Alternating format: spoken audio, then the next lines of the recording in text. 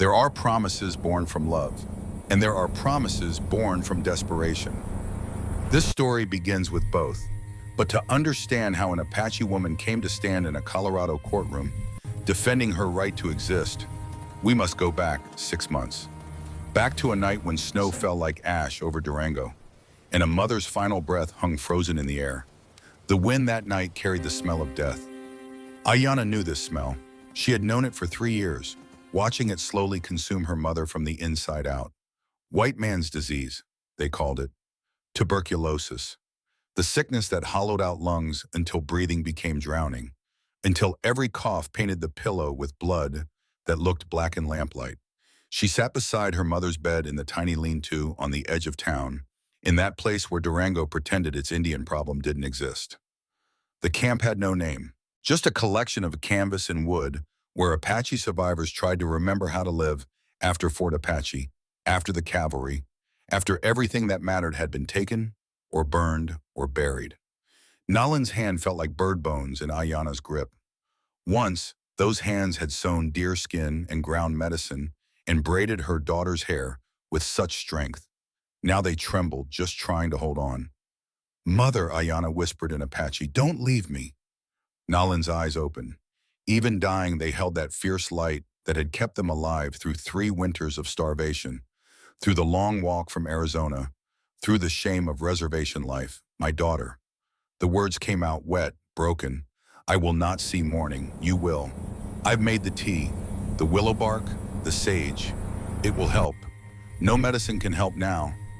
Nalan's fingers tightened with surprising strength. "But you must live." A fist pounded on the door, 3 times, hard enough to rattle the frame. Ayanna's body went rigid. She knew that knock. Everyone in the camp knew it. "Miss Ayanna!" Byron Thornton's voice carried the false politeness of a snake before it strikes. "Open this door." She looked at her mother. Nalan nodded once. Ayanna rose and pulled open the door. Cold air rushed in, carrying snowflakes that melted on her skin. Byron Thornton stood on the threshold in his expensive wool coat, flanked by 2 hired men whose hands rested too casually on their belts. Byron was 42 years old and had the face of a man who smiled often, but it meant it never. He owned the bank in Durango, which meant he owned most of the people in it. He had purchased Nalan's debt 6 months ago like a man buying cattle, knowing they could never be repaid, knowing eventually he would own something more valuable than money. $380. Byron pulled a ledger from his coat and made a show of reading it, though everyone knew he had memorized every cent. "Due today. Final notice." "My mother is dying," Ayanna said. Her voice stayed flat, empty of the rage that burned beneath it. "Give me 1 more week." Byron's eyes moved past her to the bed where Nalan lay. Something flickered across his face, not pity, more like a merchant calculating the declining value of damaged goods. "1 week for her to die," he said. "And then you'll still owe me, with interest." He stepped closer. "Or, I have another arrangement in mind." Ayanna knew what was coming. She had known since the day Byron bought their debt. "Marry me." The words came out smooth, practiced. He had said them before to other women, other desperate situations. "The debt disappears. Your mother gets real medical care in a real hospital, not this." He gestured at the lean-to with barely disguised disgust. "You get a home, respectability, protection. And you get what?" Ayanna's hand moved to the knife at her belt. "A slave?" Byron's smile tightened. "A wife. There's a difference, not to you." His face hardened. "Then you have until tomorrow evening. 24 hours to produce $380. Otherwise, Marshal Bridger removes you from this land. In winter. With nowhere to go." He leaned in close enough that she could smell the whiskey on his breath. "And we both know what happens to Indian women alone on the frontier." Ayanna's knife was halfway out of its sheath when Nalan's voice cut through the tension. "Go."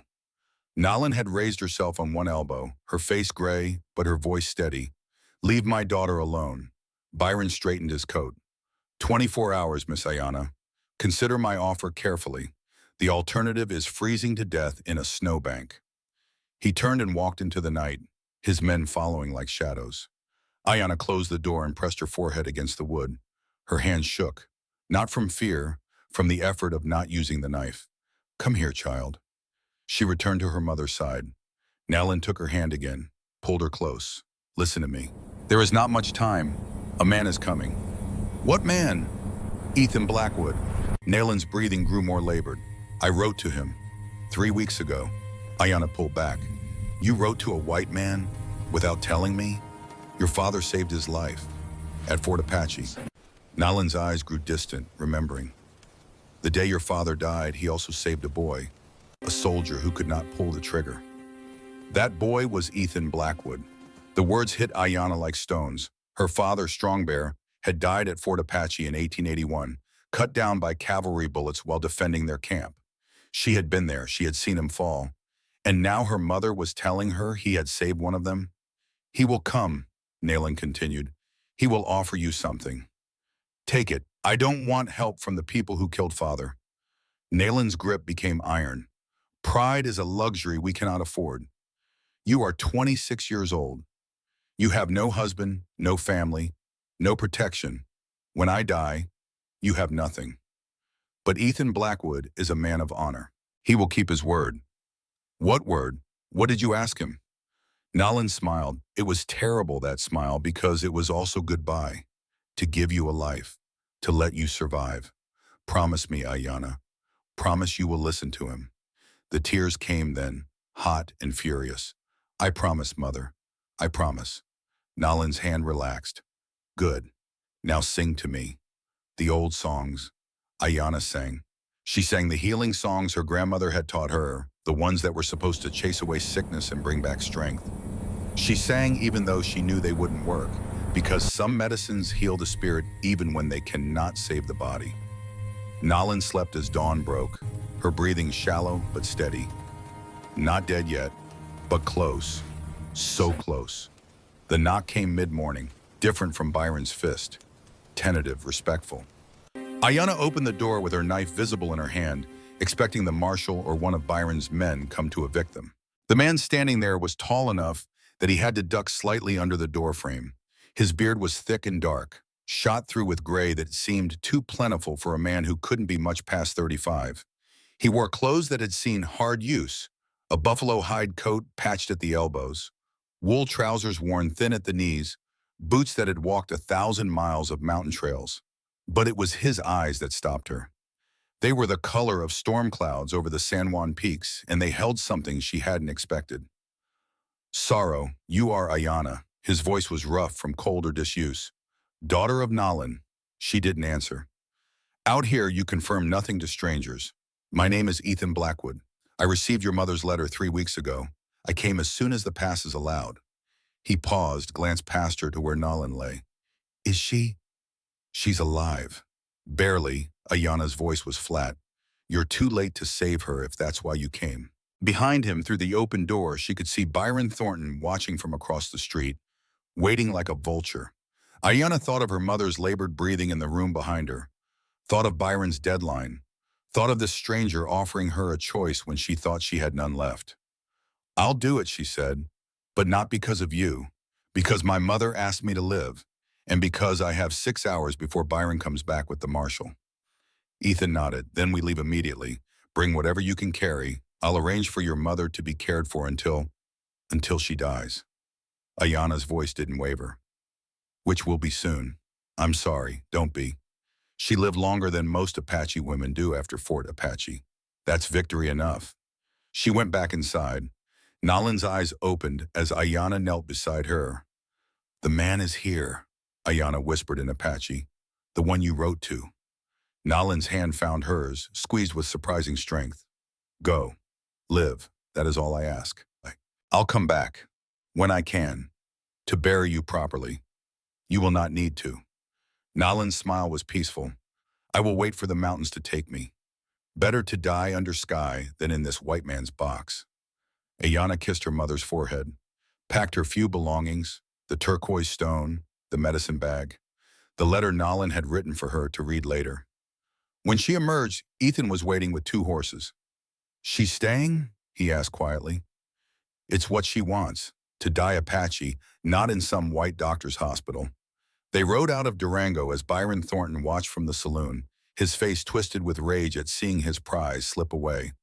Behind them, in a lean-to on the edge of town, Nayland closed her eyes for the last time, a smile on her lips. Her daughter was safe. That was enough.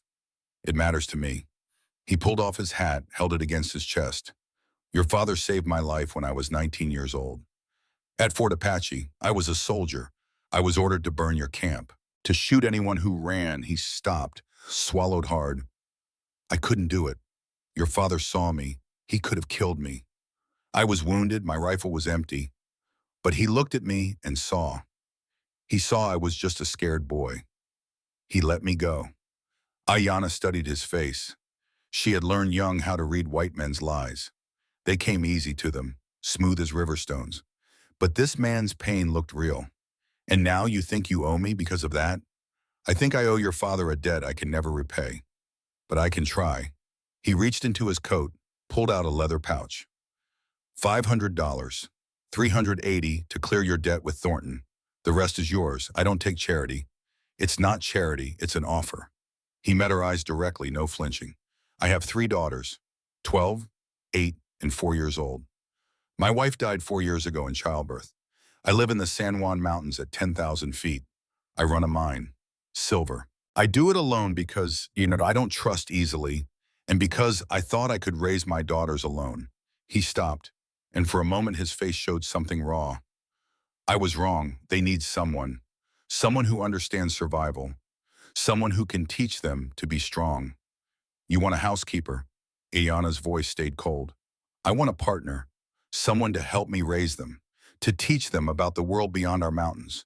To show them that strength comes in many forms. The white man's word for that is wife, Ethan nodded slowly. Yes, Ayanna laughed. It was a bitter sound, sharp as breaking ice. You want to marry an Apache woman you have never met? To raise children who will hate me because you think you owe my dead father a debt? I want to offer you a choice. He stepped closer, but not threatening. Just honest, the way mountains are honest, immovable, and real. You can stay here and marry Thornton to survive. You can try to make it alone through winter with no money and every hand against you. Or you can come with me. Legal marriage, your own room, your own space. I don't expect. He stopped, started again. I'm not looking for that kind of marriage. Not unless both of us want it someday. I'm looking for someone to help me raise my daughters, to teach them what their mother can't anymore. Why me? Ayanna demanded. Why specifically me? Because your mother told me what you are, a healer. You know medicine, the kind that works in the mountains where no doctor can reach. My daughter Iris is sick, has been since she was born. Weak lungs, she needs someone who can keep her alive when winter closes the passes. He pulled out a second item, a piece of turquoise, polished smooth, hanging from a leather cord. My father gave me this, 20 years ago, a gift from an Apache warrior who he helped in the desert. He told me to keep it until I met someone worthy of it. I never understood what he meant. Good. Until now, Ayanna's breath caught. The stone was identical to the one her grandmother had given her. Exactly the same size, the same shade of blue. Your father and my father knew each other, Ethan said quietly. This isn't random, Ayanna. This is 2 families whose paths crossed in honor, now crossing again. The wind picked up outside, rattling the walls of the lean-to. Inside, Nolan's body lay cooling on the bed. Byron Thornton's deadline ticked closer. And this stranger stood offering her something that might be survival or might be another kind of death. I have conditions, Ayanna said. Name them. My mother gets buried the Apache way. No white priest, no cross, facing east. Agreed. I keep my Apache name. I don't call myself Mrs. Blackwood unless I choose to. Agreed. And if your daughters hate me, if they want me gone, then I go, and you still pay me the full amount. Ethan was quiet for a long moment. If they want you gone, I'll pay you double, but I'll beg you to stay. Something in his voice made her look at him again. Really look. She saw the exhaustion there, the weight of 4 years spent drowning in grief and responsibility. She saw a man who had forgotten how to hope, but was trying anyway, one last time, because he had nothing left to lose. Behind him, through the open door, she could see Byron Thornton watching from across the street, waiting like a vulture. Ayanna thought of her mother's last words. Promise me you will listen to him. She thought of her father, who could have killed this man, but chose mercy instead. She thought of 3 motherless girls on a mountain, and how she knew exactly what it felt like to grow up without the person who was supposed to teach you how to be strong. "I'll do it," she said, "but not because of you, because my mother asked me to live." Ethan nodded. "That's enough." He extended his hand, not to shake, just an offer, palm up, giving her the choice to accept or refuse. Ayanna took it. His hand was rough with work, warm despite the cold. Real. They didn't know that this simple bargain, made in desperation on a winter day, would set in motion something that would shake a town to its foundations. They didn't know that Byron Thornton was already planning his revenge. They didn't know that 6 months from now, they would stand in a courtroom fighting not just for a marriage, but for the right to exist as they chose. All they knew was this: two people with nothing left to lose had found something worth fighting for. And sometimes, that's enough to start a revolution. The burial took place on a hill east of Durango, where the first light of morning would touch the grave before it touched the town. Ethan had arranged everything exactly as Ayanna requested, though it cost him raised eyebrows from the undertaker and a lecture from Reverend Stone about proper Christian burials. He ignored them all. 4 people stood in the cold dawn: Ayanna, Ethan, an elderly Ute woman named Martha Red Cloud, who Ethan introduced as his housekeeper, and a grizzled prospector called Old Sam, who looked older than the mountains themselves. No priest, no Bible, no cross. Ayanna wore white doeskin that Martha had somehow procured overnight, with a belt of turquoise beads that caught the rising sun. Her hair hung loose, blowing in the wind that always came before dawn in the high country. She sang in Apache, her voice carrying across the empty hills, and Martha joined her in Ute. The 2 languages were different, but the grief was the same, universal as stone. Ethan and Sam stood with their hats over their hearts, silent witnesses to something older than their understanding.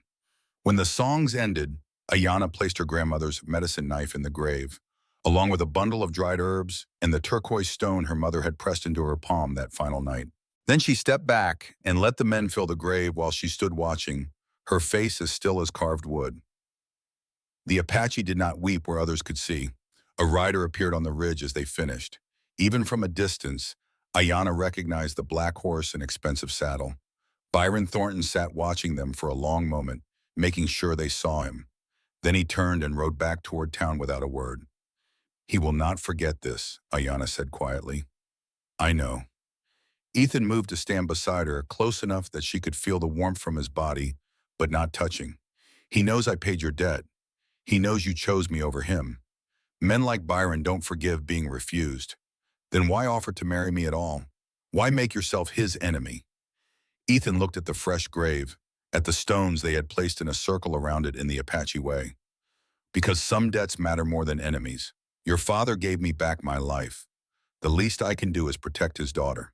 From the corner of her eye, Ayanna saw Martha Red Cloud nod approvingly. "Come," Martha said in heavily accented English. "We have much to do before the wedding, and the sooner you are legally bound, the harder it will be for Byron to cause trouble." The ceremony took place that afternoon in Reverend Stone's cramped office above the general store. The Reverend was a thin, nervous man in his 50s who kept glancing at Ayanna as if expecting her to produce a tomahawk from her doeskin dress.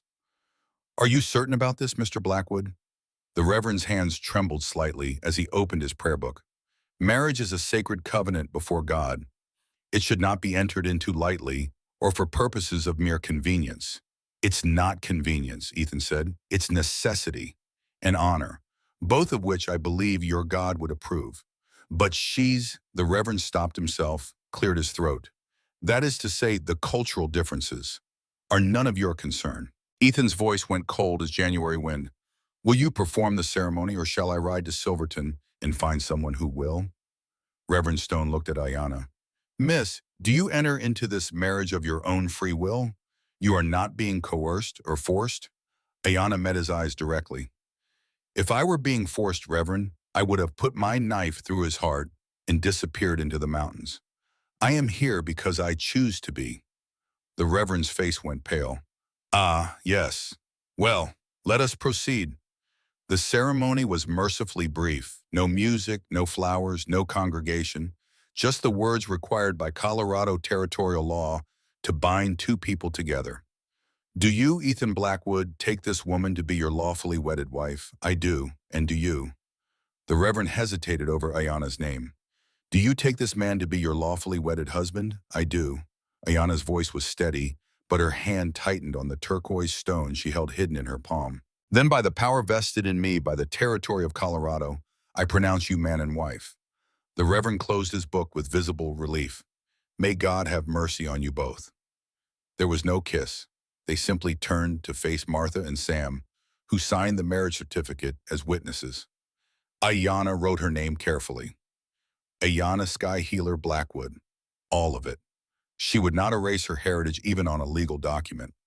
Outside, snow had begun to fall again. Sam clapped Ethan on the shoulder hard enough to stagger a smaller man. Shortest wedding I ever witnessed, the old prospector said with a gap-toothed grin. But legal, Martha added. That is what matters. Ayana looked at the certificate in her hands, a piece of paper with their names joined by ink and territorial seal. Can this really protect us from Byron? No, Ethan said honestly, but it's a start. As my legal wife, you have rights, property rights, protection under law. It's not much, but it's more than you had this morning. From down the street came the sound of breaking glass and rough laughter. A group of men stood outside the saloon, drinking despite the early hour. One of them pointed at Ayana and said something that made the others laugh. The word squaw carried clearly through the cold air. Ethan's hand moved toward his belt, but Sam caught his wrist. Not today, son. You've already given them enough to talk about. Don't give them blood, too. They walked quickly to where the horses were tied. Ethan helped Ayana mount a gray mare with kind eyes and steady feet. Her name is Sage, he said. Mountain bred. Sure-footed as a goat. She'll take care of you. Ayana stroked the mare's neck. The horse turned to look at her with one dark eye, assessing, then blew out a soft breath of acceptance. They rode out of Durango as the snow fell harder, leaving behind the wooden buildings and watching eyes. Leaving behind everything Ayana had ever known. Ahead lay mountains she had seen only from a distance, peaks that scraped the sky and held winter in their bones even in summer. How long is the journey, she asked. 3 days, maybe 4 with the snow. Ethan rode slightly ahead, his posture easy despite the weather. We'll camp tonight in the foothills. Tomorrow we start the real climb. How high? 10,200 feet. High enough that the air gets thin. You'll feel it in your lungs, especially at first. Apache lived in mountains. Not this high, but you'll adapt. You're strong. They rode in silence for hours. The land rose gradually, pine forest closing in on either side of the trail. The snow muffled all sound until the only things Ayana could hear were the creak of saddle leather, the breathing of the horses, and the steady thump of her own heart. As the light began to fail, Ethan guided them to a shallow cave set back from the trail. Someone had used it before. There were rocks arranged for a fire pit and deadfall wood stacked against one wall. We'll stop here, Ethan said, dismounting. There's a stream 20 yards south. The horses need water. I'll get it. Ayana slid from her saddle, grateful to have something to do with her hands. She found the stream easily, following the sound of water over stone. It was running fast despite the cold, too fast to freeze. Mountain water, clean and so cold it made her teeth ache when she drank. When she returned, Ethan had a fire going and was unpacking supplies from his saddlebags. He handed her strips of dried elk meat and hardtack that looked and tasted like tree bark. Not what you're used to, he said. It's food. Apache don't complain about food. She chewed the tough meat, her jaw working. Though we cook ours better. Was that humor? The corner of Ethan's mouth twitched. I'll keep that in mind. They ate in silence. The fire crackled and popped, sending shadows dancing across the cave walls. Outside, the snow had stopped, but the temperature was dropping fast. Ayana could see her breath even sitting close to the flames. Your wife, she said suddenly. Rebecca, tell me how she died. Ethan's face closed like a door slamming. That's not. I need to know. Your daughters will ask me about her. I should have answers that match the truth. He stared into the fire for so long, she thought he wouldn't answer. Then he spoke, his voice rough as gravel. Childbirth, our youngest Daisy. Rebecca was bleeding. Too much. I rode for the doctor. 2 days there and back, pushing the horse until it nearly died. When I returned, he stopped, swallowed hard. Daisy was alive. Rebecca wasn't. You blame yourself every day. I brought her to the mountains. She wanted it, wanted the isolation and freedom. But if we'd stayed in Denver, near a hospital, she might have died anyway. Ayanna kept her voice matter of fact. Childbirth kills women everywhere, in cities and camps on reservations. Even healers with all their knowledge can't stop it sometimes. The girls, Ethan's hands clenched into fists. They look at me and see the man who killed their mother. Do they say this? No. But I see it in Nora's eyes, my oldest. She has Rebecca's eyes, same blue. Looking at her is like, he couldn't finish. Ayanna understood then. This man wasn't just grieving, he was drowning. Had been drowning for 4 years, while 3 daughters watched him sink deeper and could do nothing to save him. My father, she said quietly. I watched him die. Fort Apache. A bullet caught him in the chest. He fell and the cavalry rode over him. I tried to reach him, but my mother held me back. She knew if I ran out there, I would die too. She picked up a stick and poked at the fire, sending sparks spiraling upward into darkness. For 3 years I hated her for that, for holding me back, for choosing me over him. I thought it made her a coward. And now I understand she made the only choice she could. Save one child or lose both. Ayanna looked at Ethan across the flames. Your daughters don't hate you. They're afraid of losing you too. That's different. Is it? Yes. Fear can heal. Hate scars forever. Ethan was quiet for a moment. Then unexpectedly he smiled. It was small, just at a slight lifting at the corners of his mouth, but it changed his whole face. You're wise for 26. I'm Apache. We learn young or we die. That night they slept on opposite sides of the fire, wrapped in their own blankets. Ayanna lay awake for hours, listening to the wind howl outside and the snap of burning wood. This was her wedding night. She was married to a man she barely knew, traveling to meet children who would likely hate her, climbing toward a future that terrified her more than anything Byron Thornton could have done. But when she finally slept, she dreamed of her mother smiling. The second day brought them higher into the San Juans. The trail grew steeper, the air thinner. Ayanna's lungs burned with each breath. She would not complain, would not show weakness, but Ethan noticed anyway. We'll rest soon, he said. There's a clearing ahead. I don't need rest. The horses do. They stopped in a small meadow where the snow lay pristine and untouched. While the horses grazed on exposed grass, Ethan showed Ayanna how to read the mountain weather by the shape of the clouds and the behavior of birds. See those ravens? He pointed to 3 black shapes circling high above. They're rising on warm air. Storm's not coming yet. But when they fly low and fast, head for shelter. My people read birds too, Ayanna said. Different birds, but same principle.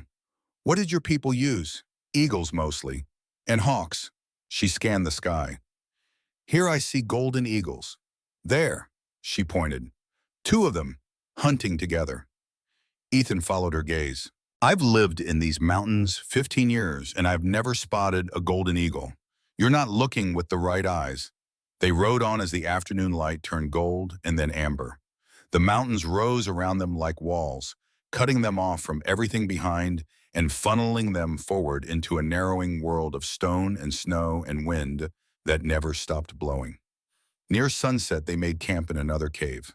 This one was deeper, warmer, more protected. Ethan built the fire larger, and they cooked fresh meat. A rabbit Ayanna had shot with her bow. While they rode, her arrow taking it clean through the heart from 30 yards away. Where did you learn to shoot like that? Ethan asked, watching her skin and gut the animal with practiced efficiency. My father, before he died. She worked quickly, her hands remembering movements she'd performed 1,000 times. Apache children learn young. Bow before gun, silent before loud. Can you shoot a rifle? If I have to. But I prefer the bow. No noise, no smoke.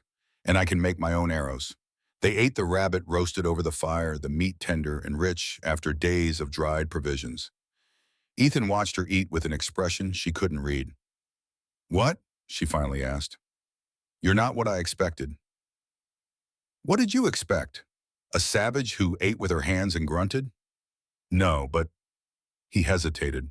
My wife, Rebecca. She was refined, educated. She played piano and read poetry and spoke French. And I am none of those things. You're something better. You're real.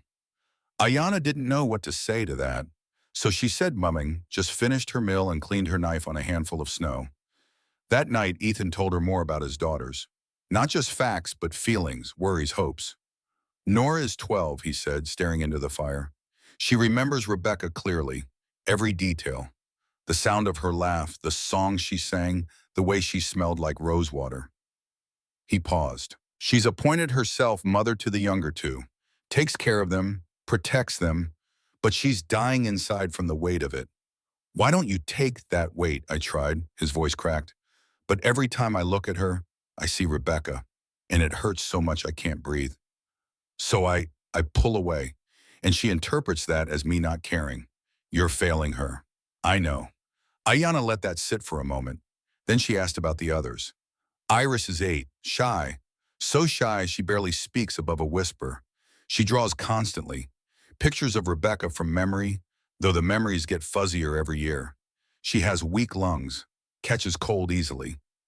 Every winter I wonder if... Ethan stopped himself. She's fragile. And the youngest, Daisy. 4 years old. She never knew her mother at all. Rebecca died birthing her. Ethan's voice went hollow. Daisy is sunshine, happy, curious, asks why about everything. She wants a mother so badly. Asks me all the time when I'm going to find her one. What do you tell her? Nothing. I don't know how to explain that no one could replace what she never got to have. Maybe you don't replace it. Ayana poked the fire with a stick. Maybe you just give her something different. New, but still good. Ethan looked at her with something like hope. Do you really believe that? I have to, because that's what I'm trying to do for myself.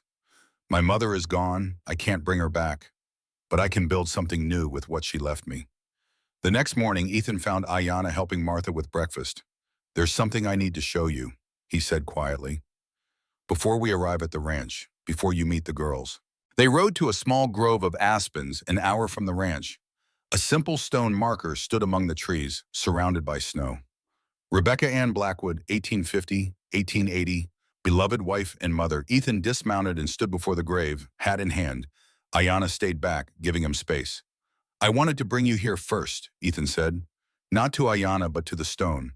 Rebecca, this is Ayana. She's going to help me do what I should have done 4 years ago. Be a father again. Be present. His voice broke slightly. I'm not replacing you. No one could, but I can't keep drowning and losing you. The girls can't keep watching me sink. Ayana stepped forward and knelt beside him. She touched the stone gently. I never knew you, she said in Apache, then English. But I will honor what you built. Your daughters will remember you through my actions, not forget you because of them. Ethan looked at her, gratitude and grief mixed in his eyes. Thank you for understanding why I needed to do this. Your daughters need to see you can honor the past while building a future, Ayana said. This is how. They stood together in the quiet grove, two people asking permission from a ghost who, if she listened, surely would have given it. The third morning dawned clear and brutally cold. They broke camp before sunrise and pushed higher into the mountains. The trail here was barely visible, more suggestion than path.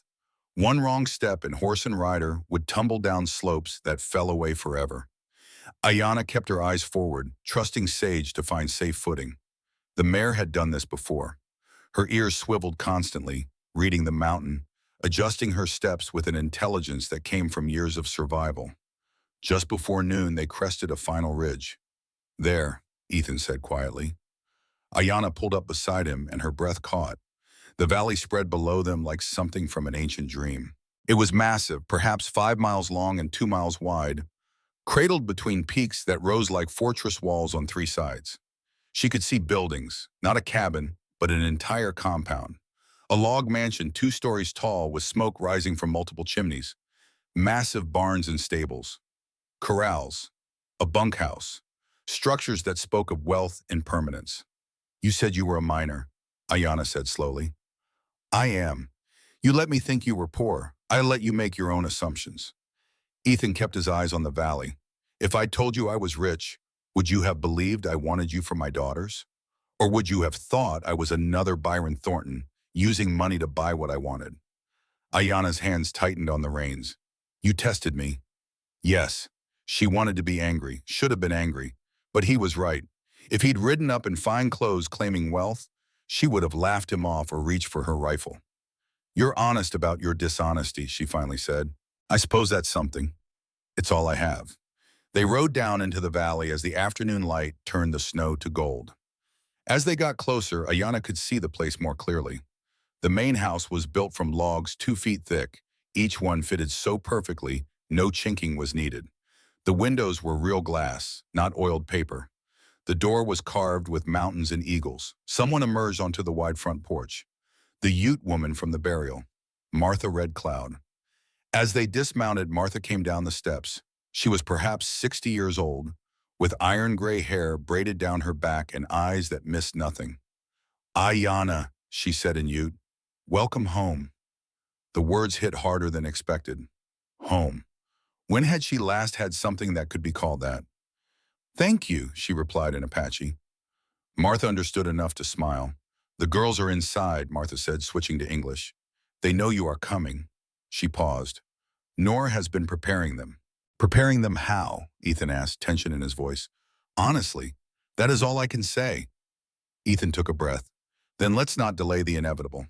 They walked toward the house, toward 3 girls who had lost their mother, toward a future that none of them had chosen but all of them needed. Ayana touched the turquoise stone at her throat. Then she climbed the steps and walked through the door into her new life. The interior of the house struck Ayana silent.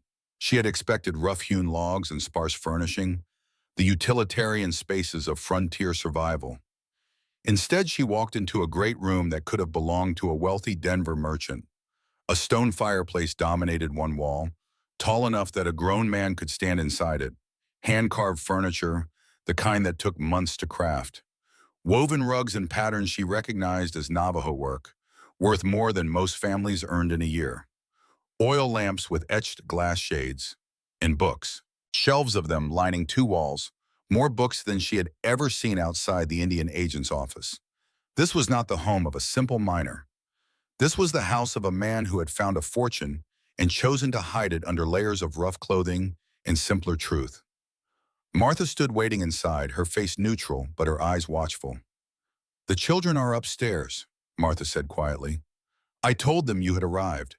Nora is helping the younger ones dress properly." "We just rode 3 days through snow," Ethan said. "Proper dress hardly matters. To Nora it does." Martha's voice held a gentle warning. "She is trying to maintain order. Control. It is how she survives." Before Ethan could respond, a small figure came hurtling down the staircase with the reckless abandon of a child who had never learned to fear falling. "Papa! Papa!" The girl was perhaps 4 years old, small for her age, with dark curls that bounced as she ran. She wore a blue dress that was clean but showed signs of enthusiastic living. Grass stains at the hem, a button hanging by a thread. Scuffed knees visible beneath the skirts. Daisy launched herself at Ethan with complete faith that he would catch her. He did, sweeping her up and holding her close enough that Ayana saw his face transform. All the walls came down, all the grief stepped back. For this moment, with this child, he was simply a father who loved his daughter. "I missed you, Papa. You were gone so long. 8 whole days. That's more than a week." "I know, Daisy girl. I'm sorry. Martha said you were bringing someone." Daisy lifted her head from Ethan's shoulder and looked directly at Ayana. "Is that her?" Every eye in the room turned toward Ayana. She stood just inside the door, still wearing her traveling clothes, dust and horse sweat and mountain cold clinging to her. She was acutely aware that she looked nothing like what a lady of this house should look like. "This is Ayana," Ethan said, setting Daisy on her feet but keeping one hand on her shoulder. "She's going to live with us now." "Like Martha?" "Not quite like Martha. More like—" Ethan hesitated, clearly struggling with how to explain this to a 4-year-old. "Like a friend," Ayana said, dropping to one knee so she was at eye level with the child. "If you'll have me as one." Daisy tilted her head, studying Ayana with the unflinching directness children possess before adults teach them to hide their thoughts. "Why is your skin brown?" "Because the sun loved my people. It painted us with its light so everyone would know we belong to the sky. That's pretty." Daisy reached out and touched Ayana's hand, comparing their skin tones with scientific curiosity. Can the sun paint me too? If you spend enough time outside, it will try. Daisy's face split into a grin. I like being outside. Papa says I'm part rabbit because I won't stay in the house. Then we will get along well, Ayana said. Rabbits and I understand each other. Movement on the stairs. Ayana looked up to see another girl descending. This one moved like she was made of glass, each step careful, one hand trailing along the banister for support. 8 years old, Ayana remembered. Iris, the sick one. The girl was painfully thin, her skin almost translucent in the lamplight.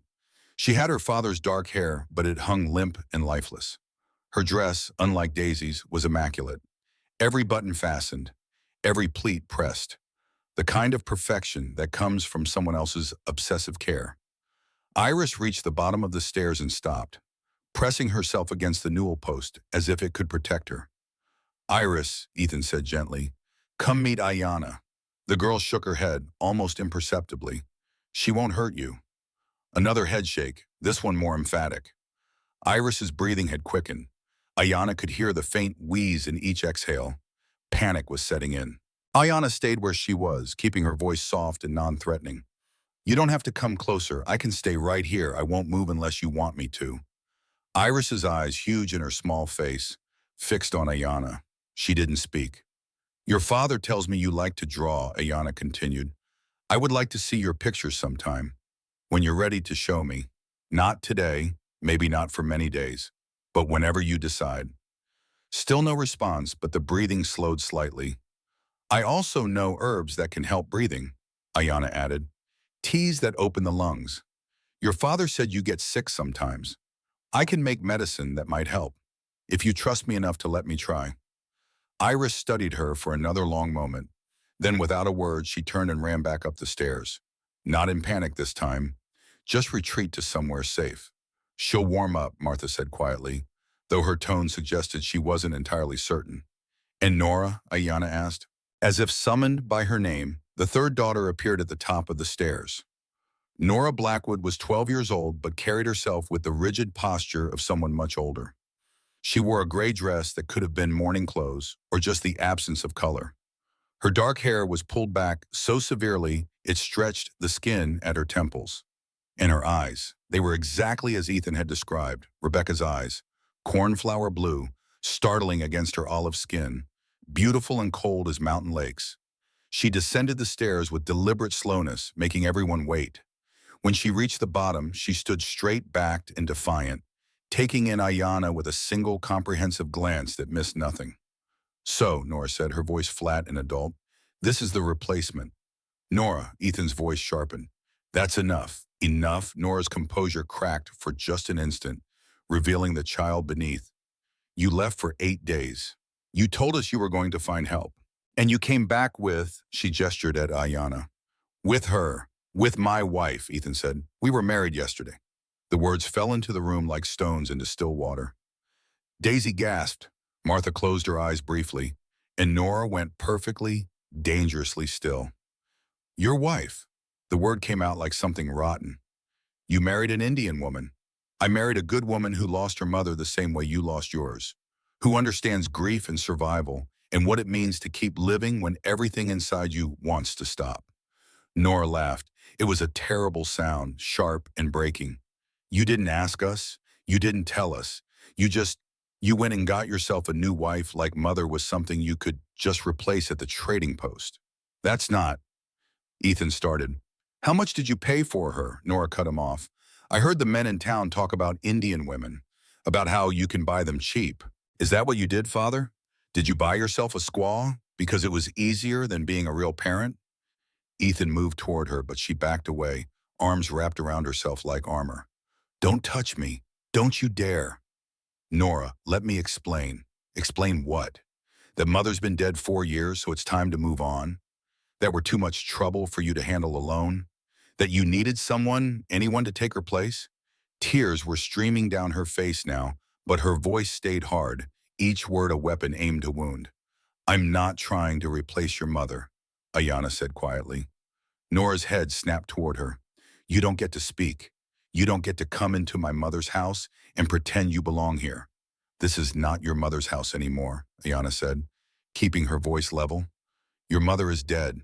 This is your father's house, and now it is mine too. I did not ask for this. I did not want this. But I am here, and I will honor the agreement I made. What agreement? To pretend to be our mother? To make us forget the real woman who died giving us life? No, to help you survive. To teach you what your mother cannot anymore. And to let you hate me if that's what you need to feel safe. I don't need you, Nora said through clenched teeth. We don't need you. We've managed fine for 4 years without anyone's help. Have you? Ayana took one step forward. Because what I see is a 12-year-old child who has been playing mother for so long, she's forgotten how to be a daughter. Who is so afraid of losing anyone else that she's built walls higher than these mountains. Who is drowning just as surely as her father is and taking her sisters down with her. Nora's face went white. You know nothing about us. I know grief. I watched my father die. I held my mother as she took her last breath 6 days ago. I know what it is to lose everything and have to keep walking anyway. And I know that you are not strong because you refuse help. You are just scared. The silence that followed was absolute. Then Nora spoke, her voice barely above a whisper but cutting deeper than any shout. My mother was perfect. She was kind and beautiful, and she made everything better just by being in a room. You are nothing like her. You will never be like her. And if you think you can make us love you, you're wrong. I will hate you every single day you're here. I will make sure my sisters hate you too. And I will count the days until you leave. She turned and walked up the stairs, her back rigid, her head high. The picture of dignity until she reached the top. Then they heard the slam of a door, and through the walls the muffled sound of sobbing. Daisy's hand slipped into Ayana's. She doesn't mean it, the child whispered. Nora cries every night. She thinks we can't hear, but I do. She's just sad all the time. I know, Ayana said, giving the small hand a gentle squeeze. Being sad makes people say things they don't always mean. Ethan stood frozen, his face gray. I should go talk to her. No, Ayana's voice was firm. Let her feel what she's feeling. Trying to fix it now will only make it worse. She's my daughter, and she just told you exactly what she needed. Time, space, and the freedom to be angry without having to comfort you for her anger. Ethan looked at her, something between gratitude and despair in his eyes. You're right, I don't know how to help her. You can't, not yet, but I might be able to. Eventually, Martha stepped forward. I'll show you to your room, Ayana. You must be exhausted from the journey. Thank you. As they climbed the stairs, Daisy trailing behind, still holding Ayana's hand, Martha spoke quietly. Nora is not cruel, she is terrified. Everything she said came from fear, not hate. I know the difference. Good, because you will need that knowledge in the days ahead. The room Martha showed her was at the far end of the north hallway, separated from the rest of the house by a long corridor. It was spacious and well-appointed. A real bed with a feather mattress, a dresser, a window that looked out over the valley toward the eastern peaks. Someone had left fresh flowers on the dresser, though where they had found flowers in winter, Ayana couldn't imagine. This was Rebecca's sewing room, Martha said. After she died, Ethan couldn't bear to keep her things around. He gave most of it away. This room has been empty ever since, and now it's mine, if you want it. Martha's eyes held sympathy. You can also take the room next to Ethan's. As his wife, you have that right. I'll stay here. Ayana looked around the empty space. It feels right to start somewhere that belongs to no one's memory. Wise choice. Martha moved toward the door, then paused. The girls will test you, especially Nora. She will push to see where you break. I won't break. Everyone breaks eventually. Martha's smile was sad. The question is whether you break in ways that can heal. After Martha left, Ayana stood alone in the quiet room. She could hear the sounds of the house settling around her. Footsteps above and below, voices muffled by walls and distance. Somewhere Nora was crying. Somewhere Ethan was probably sitting with his head in his hands, wondering if he had made a catastrophic mistake. Ayana unpacked her few belongings. The clothes Martha had given her, the turquoise stone that matched Ethan's, the medicine bag that held her grandmother's herbs and her mother's knowledge, and a small bundle wrapped in soft leather. Inside were the last things her mother had touched: a comb carved from bone, a bracelet woven from horsehair and beads, a letter written in Apache and English mixed together, intended for Ayana to read after Nolan was gone. She unfolded the letter carefully. The paper was thin, worn from being carried close to her mother's heart. "My daughter," it began, "if you are reading this, I have walked the spirit path. Do not grieve long. The dead have no use for tears. You will be with Ethan Blackwood now. You will think this happened by chance, by desperation, by the cruelty of fate. But I tell you there is more. Your father and Ethan's father knew each other many years ago, before Fort Apache, before the wars, before hate became the language between our peoples. John Blackwood found your father wounded in the desert and saved him, gave him water when they had little, shared food when they had less. Your father never forgot. When John died, your father went to his funeral despite the danger. He met young Ethan, then only 10 years old. We gave the boy a turquoise stone, twin to the one you now wear. We told him to keep it until he met someone worthy. This marriage is not accident, my daughter. It is two families keeping faith across years and death, and the walls men build between different skins. Trust this man, trust his honor. He carries his father's spirit, and help his daughters. They are drowning as surely as you have been. Save them, and you save yourself.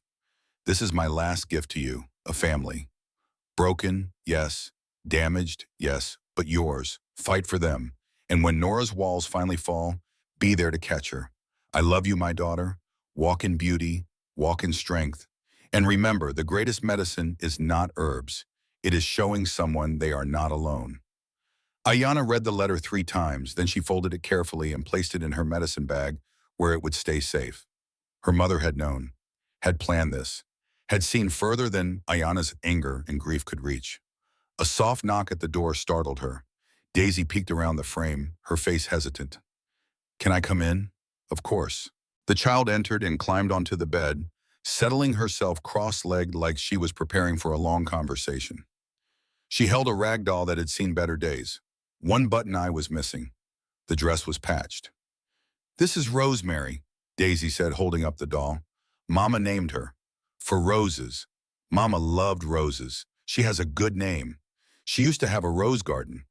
Mama did. All around the house. Pink ones and red ones and white ones that smelled like heaven." Daisy's voice dropped to a whisper. "But when Mama died, the roses died too. Papa tried to keep them alive, but he doesn't know how. Now they're all gone." Ayana felt the weight of that loss. Not just a mother, but all the beauty she had created. "Do you remember your mother?" Ayana asked gently. "No," Daisy shook her head. "I was too little. Nora tells me stories sometimes, about how Mama sang and made cookies and told funny stories. But I don't remember. Is that bad?" "No, little one, it's not bad. You were a baby. Babies don't remember. Do you think?" Daisy twisted Rosemary's dress in her hands. "Do you think you could help me remember? Not really remember, but help me know what she was like?"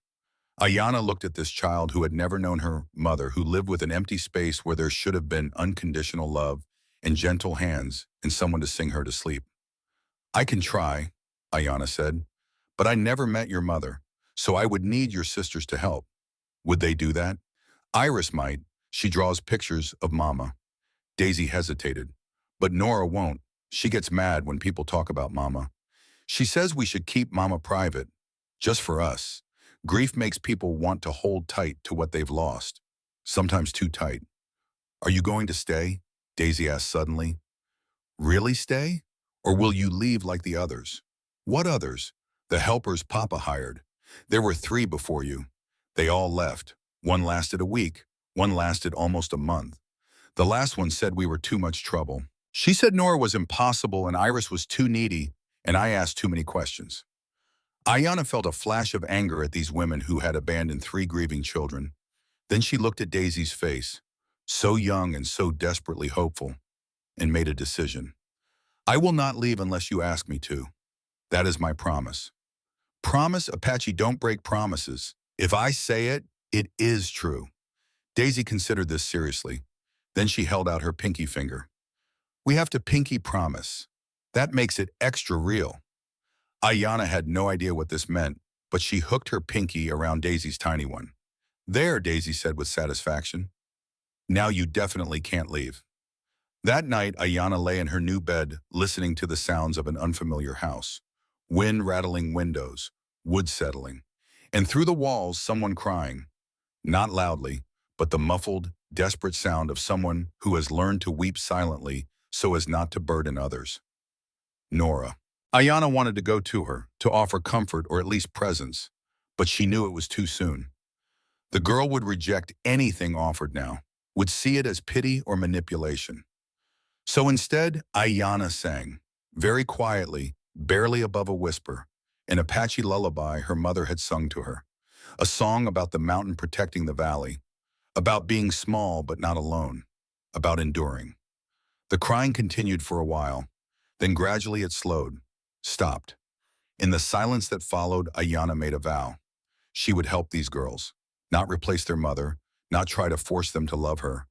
Just be there, steady and patient, until their walls came down enough to let her in. It might take days, it might take months, it might never happen. But she had made a promise to a dying woman, and Apache kept their promises, even when it hurt. The scream woke Ayana from a sleep so deep it felt like drowning in reverse. She bolted upright, instincts honed by years of dangerous living, bringing her fully alert in seconds. Her hand found the knife she kept beneath her pillow before her mind fully processed what she was hearing. Another scream, higher pitched, desperate, the sound of a child who couldn't breathe. Ayana threw off her blankets and ran barefoot into the hallway. Other doors were opening. Martha emerged from her room, hair loose, a shawl thrown over her nightdress. Ethan came from the opposite direction, still pulling on his shirt. "It's Iris," Martha said, already moving. They converged on the girl's room. Inside, Nora knelt on the bed holding her sister upright, trying to help her breathe. Iris's face was pale as snow, lips tinged with blue. Her chest heaved with each attempt to draw air, making a horrible rattling sound like wind through broken reeds. Ethan pushed past Ayana and took Iris from Nora's arms. The child was limp, her eyes rolling back. "Get Doc Sullivan," Ethan ordered Martha. "He's 3 days away. The passes are snowed in. You know this. Then ride to Silverton. Find someone. Anyone. Ethan." Martha's voice was gentle but firm. "No one will come. Not in this weather. Not up here." Ethan's face contorted with anguish and rage and helplessness. "Then what am I supposed to do? Watch my daughter die? Let me see her." Everyone turned to look at Ayana, who stood in the doorway. She had spoken quietly, but something in her voice cut through the panic. "You?" Nora's voice was sharp with fear and anger. "You're going to what? Wave your hands and chant? This isn't some Indian magic. My sister is dying, I know." Ayana stepped into the room. "And if you want her to live, you will let me help." "How? How can you possibly help?" "Because I am a healer. Because I have seen this before and I know what to do. Because I am the only chance your sister has right now." Nora looked at Iris, at the blue creeping across her lips, at the terrible rasping that filled the room. Then she looked at her father. "Papa, no, please. The Indians at Fort Apache, they said they knew medicine and people died. They called it healing, but it was witchcraft and evil, and—" "That is enough." Ethan's voice cracked like a whip. He looked at Ayana, and she saw in his eyes what this cost him. Every ounce of control he had built to keep functioning. Every wall he had erected to keep the pain at bay. "Do what you need to do." Nora made a sound like something breaking. "Papa, please, please don't let her." "Nora," Ayana turned to face the girl directly. "Your sister has fluid in her lungs. It is drowning her from the inside. If I do nothing, she will be dead before sunrise. I can save her, but I need you to trust me. I don't trust you. I hate you, I know. But do you love your sister more than you hate me?" The question hung in the air between them. Nora's face crumpled, all her carefully constructed defenses shattering at once. She was 12 years old and terrified and so tired of being strong. "If she dies because of you," Nora whispered through tears, "I will never forgive you. Never. If she dies because I do nothing," Ayana said gently, "I will never forgive myself." Nora looked at Iris one more time. Then she stumbled off the bed and backed against the wall, her whole body shaking. Ayana moved quickly. She knelt beside the bed and placed her hands on Iris's chest, feeling the congestion, the liquid that was stealing the child's breath. "Martha, I need boiling water. All you can provide." clean claws, your sharpest knife, and whiskey or strong spirits. Martha ran. Ethan, you will need to hold her. She will try to move. You cannot let her. I understand. And Nora, Ayana looked at the girl pressed against the wall. I need you to watch, to see that what I do is not magic. It is medicine. Real medicine that my grandmother taught my mother and my mother taught me. Will you watch? Nora nodded, unable to speak. Martha returned with arms full of supplies. Ayana worked with the calm precision of someone who had done this before. She laid out the items she would need, examined the knife, testing its edge against her thumb. It was sharp enough. I'm going to make a small opening between her ribs, Ayana explained, keeping her voice steady and matter-of-fact, to drain the fluid from her lungs. It will hurt, but it will save her life. You're going to cut my daughter? Ethan's face had gone gray. A small hole. No bigger than this. She held up her little finger. The fluid will drain. Then she can breathe. That's insane. It is called thoracentesis. Your white doctors do it too. But they need tools they do not have here. I can do it with what we have. She poured whiskey over the knife blade, then over her own hands. The alcohol stung her skin, but she kept going, methodical, precise. Hold her shoulders, she told Ethan. Tightly. Do not let her move no matter what. Ethan positioned himself, his large hands gentle but firm on Iris's shoulders. Ayana placed her ear against Iris's chest again, listening, finding the exact spot where the fluid sat heaviest. She counted ribs with her fingers, found the space between the fifth and sixth. This will hurt, she told Iris, though the girl was barely conscious. But then you will breathe, I promise. She looked up at Nora. Are you watching? Yes, the word came out strangled. Good, remember everything. Someday you may need to do this yourself. Then Ayana placed the knife tip against Iris's skin and pushed. The child's body jerked. Ethan held her down, his face twisted with the agony of causing his daughter pain to save her. The knife went in smoothly, precisely, guided by knowledge passed through generations of healers who had learned that sometimes you had to wound to heal. Fluid began to seep out, thick, yellow-tinged, the infection that had been slowly drowning Iris from within. Ayana worked the knife carefully, creating just enough opening for the fluid to drain without causing unnecessary damage. It flowed out steadily, soaking the cloths Martha kept replacing. Iris whimpered but didn't scream, either too weak or too close to unconsciousness to fully register the pain. Almost there, Ayana murmured. Almost. More fluid drained, and suddenly, clearly, Iris took a breath that didn't rattle. A breath that went all the way to the bottom of her lungs and came back out clean. The child's eyes fluttered open, confused, hurting, but alive. Papa? Her voice was thread-thin but present. I'm here, baby. I'm right here. It hurts, I know, but you're breathing. You're going to be okay. Ayana withdrew the knife and immediately pressed a cloth soaked in whiskey against the wound. Iris cried out at the sting, but Ayana held firm, knowing infection was now the enemy. This is yarrow, she said, pulling dried herbs from the pouch at her waist. It stops bleeding. And this is echinacea. It fights infection. Your white doctors use it too. They just call it by different names. She made a poultice quickly, her hands moving with practiced efficiency. Crush the herbs, mix them with a little warm water, spread the paste across a clean cloth and pressed it against the wound. This stays on for 3 days. Change it twice daily. Keep it clean, and she needs to drink this. Ayana held up a small bundle of bark. Willow bark tea, for pain and fever. Every 4 hours until she is strong again. Will she live? Ethan's voice was barely audible. If the wound stays clean, yes. If infection sets in. Ayana paused. Then we fight that battle when it comes. But her lungs are clear now. She can breathe. That is half the war won.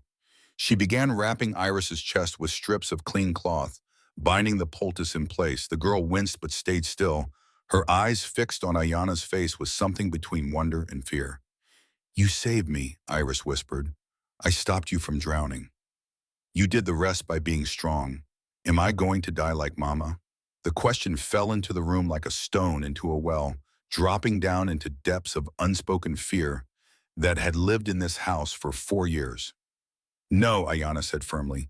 You are not going to die like your mama. You are going to grow up and be strong and learn to heal people yourself if you want. But you are not going to die. Not tonight, not for many, many years. Promise? Apache don't break promises. So yes, I promise. Iris's eyes filled with tears. Thank you. Thank you for not letting me die. She reached up with one trembling hand and Ayana took it, holding the small fingers gently. From the corner of the room came a sound. Half sob, half something else. Ayana looked up to see Nora sliding down the wall, her legs giving out, her hands covering her face. Martha moved toward her, but Ayana held up a hand. Let me. She crossed to where Nora sat crumpled on the floor and lowered herself to sit beside the girl. Not touching, just present. You saved her, Nora said through her fingers. You really saved her. We saved her. All of us. Your father held her still. Martha brought supplies. You were brave enough to let me try. I thought you would kill her. I thought, Nora's shoulders shook. I wanted you to fail. Do you understand? I wanted you to fail because if you succeeded, it would mean you were real, that you could help us, that we might need you. I know. And then she would have died because I was too proud to let you help, because I hated you more than I loved her.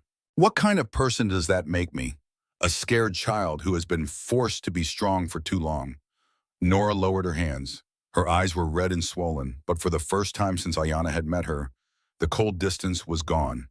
Just a 12-year-old girl who had carried the weight of a household on shoulders too young to bear it. I'm sorry, Nora whispered, for what I said, for how I've been, for everything. You have nothing to apologize for. You were protecting yourself and your sisters the only way you knew how. But I was wrong about you. You didn't know me. How could you be right or wrong? Nora was quiet for a moment. Then so softly, Ayana almost missed it. Will you teach me what you did? The medicine? Why? Because next time I want to be able to help instead of just being afraid. Ayana looked at this child who was trying so hard to be an adult and made a decision. Yes, I will teach you, but first you need to learn to be a child again. To let others carry the weight sometimes. Can you do that? Nora considered. I don't know. I've forgotten how.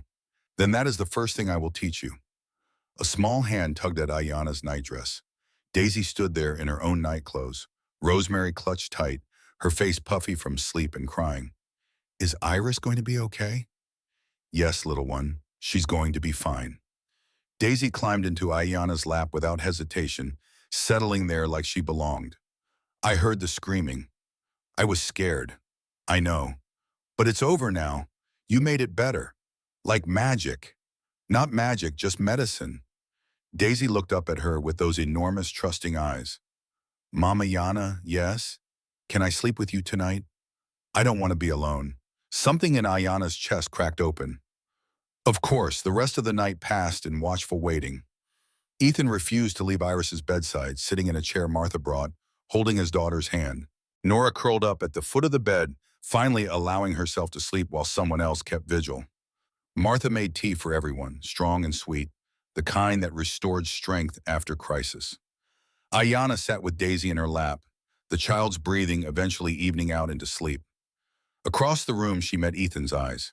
He looked haggard, aged 10 years in a single night. But something else too, relief, gratitude, and the beginning of something that might become trust. Thank you, he said quietly. The words seemed inadequate for what she had done, and he knew it. You don't need to thank me. This is what I promised to do. You promised to help raise them, not to save their lives. Sometimes those are the same thing. The room fell silent except for Iris's breathing. Clear now, strong, the sound of life continuing. As dawn began to gray the windows, Ayana carried Daisy back to her own room. The child stirred but didn't wake, her small body heavy with the trust of exhausted sleep. Ayana laid her in bed and tucked the blankets around her. As she turned to leave, Daisy's eyes opened. Mama Yana, yes, sweetheart? I knew you wouldn't leave. I knew you'd keep your promise. Sleep now. We'll talk in the morning. Daisy's eyes drifted closed again. Love you, she murmured, already sliding back into dreams. The words hit Ayana like a physical force. This child she had known for less than 2 days. This child who had lost her mother before she could remember her. This child had just given her love as simply and completely as breathing. I love you too, Ayanna whispered, though she didn't know if Daisy heard. She returned to Iris's room to check on her patient one more time.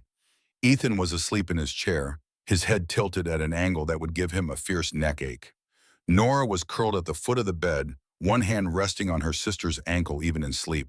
Iris was awake. Her eyes followed Ayanna as she moved to the bedside. Does it hurt? Ayanna asked quietly. A little, but I can breathe. Good. That's the important thing. Iris studied her face in the dim light. Are you really going to stay? Or will you leave like the others? The others left because they chose to. I'm staying because I promised to.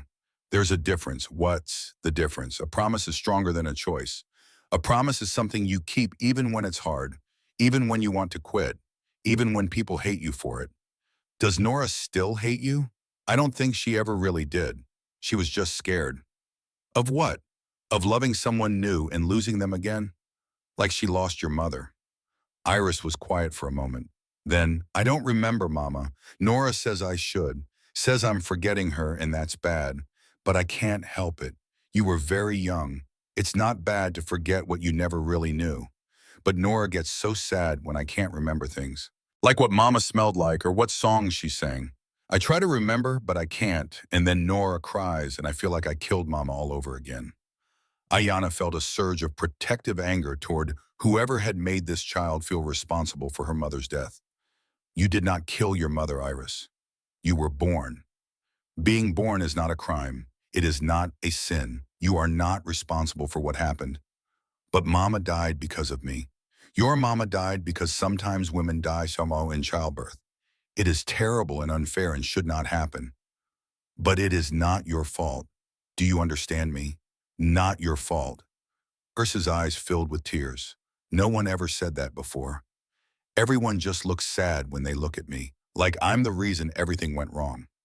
Then everyone has been unfair to you. Ayanna smoothed the hair back from Iris's forehead. You are a gift, your mother's last gift to this family. And she would want you to live fully and happily, not spend your life feeling guilty for existing. How do you know what she would want? Because I am a mother now too, and that is what any mother would want for her child. The tears spilled over. Are you my mother now? I am whatever you need me to be. If you need a mother, I will try to be that. If you need a friend, I will be that instead. You decide. There is no wrong answer. Can I decide later, after I figure out what I need? Of course. Iris reached out and took Ayanna's hand. Her grip was surprisingly strong for someone who had been so close to death hours before.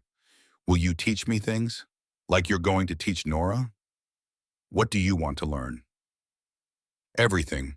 Medicine and plants and how to be brave like you. I'm not brave. I'm just doing what needs to be done.